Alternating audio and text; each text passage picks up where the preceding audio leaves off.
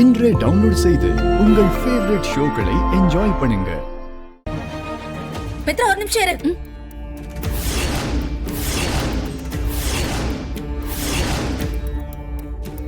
ஏன் பவானி, என்ன ஆச்சு? ஏன் விளக்கு பத்த வைக்கிற நேரத்துல இப்படி அபசகுனமா வேண்டான்னு சொல்ற? பாட்டி, விளக்கேத்துற எண்ணெய்க்கு பதிலா பெட்ரோல் ஊத்தி வச்சிருக்காங்க.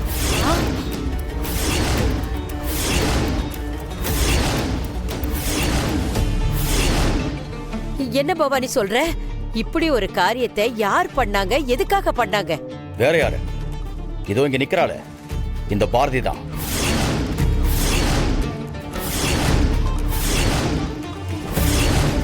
பாரதி, சுதாகர் சொல்றது நிஜமா? இல்ல மேடம், எனக்கு ஒரு விஷயம் புரியல. இந்த வீட்ல என்ன நடந்தாலும் அதுக்கு நான் தான் காரணமா இருப்பேன்னு எப்படி சந்தேகப்படுறீங்க? எனக்கு எப்படி தெரியும்? நான் எதுக்கு இந்த மாதிரிலாம் பண்ண போறேன்? பாரதி, சும்மா நடிக்காத. நீ யாருன்னு மத்தவங்களுக்கு தெரியாம இருக்கலாம், எனக்கு நல்லா தெரியும். இப்பதானே பவானி மேடம் கிட்ட இந்த விஷயத்தை பத்தி சொல்லிட்டு இருந்த. அதனாலதான் மித்ராவை விளக்க ஏத்த வேண்டாம்னு சொன்னாங்க. இப்ப ஒண்ணுமே தெரியாத மாதிரி நின்றுட்டு இருக்க. சாமி சத்தியமா நான் அந்த மாதிரி எதுவுமே சொல்லல. வர வர சமையல் கேஸ் கிடைக்கவே மாட்டேங்குது. போற போக்க பார்த்தா பெட்ரோல் இல்ல மண்ணெண்ணெயில தான் சமைக்கணும்னு சொல்லிட்டு இருந்தேன். அத அவங்க தப்பா புரிஞ்சுக்கிட்டு இந்த மாதிரி வந்து சொன்னா அதுக்கு நான் எப்படி பொறுப்பாக முடியும்? மித்ரா மேடம், நீங்க தைரியமா விளக்கேத்துங்க. மித்ரா, இவ ஏதோ பிளான் பண்ணிட்டு இருக்கா. ஏய், நீ அந்த விளக்க ஏத்தாத. மித்ரா மேடம், இன்னைக்கு உங்களுக்கு நிச்சயதார்த்தம்.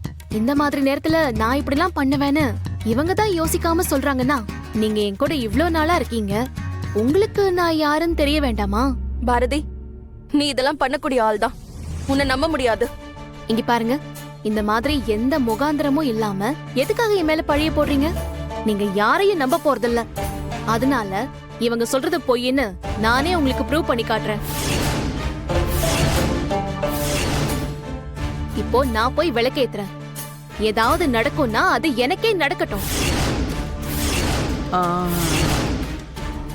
நடக்கலன்னா அப்பவாவது என் மேல எந்த தப்பும் இல்லைன்னு நீங்க எல்லாரும் புரிஞ்சுக்குவீங்க.